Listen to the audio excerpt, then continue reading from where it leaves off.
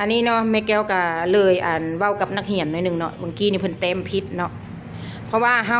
ฮาเคยเฮ็ดแล้วเฮาเบิ่งแล้วเฮาจะฮู้เลยว่ามันผิดเนาะทุกคนเนาะอันนี้คือวิธีสอนเนาะในการตัดสินคือ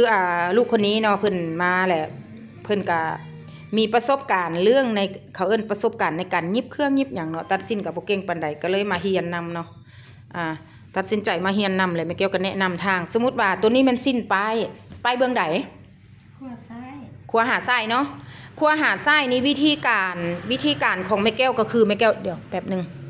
วิธีการของแม่แก้วก็จะให้แบบวิธีปูสินเนาะเวลาเราตัดแล้วจุดใจกลางนี่มันจะแม่แก้วจะให้อยู่เบื้อง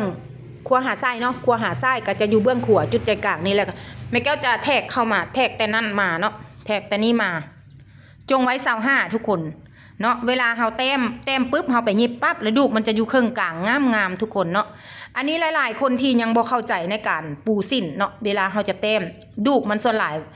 ลูกค้าจะนุ่งแล้วมันจะดูกมันจะเบ้นออกมานอกย้อนบ่ฮู้ในการแทกตัวนี้เข้ามาว่าจงซ้ำใดเนาะพี่น้องจง25เด้อพี่น้องเด้อ25อันนี้ L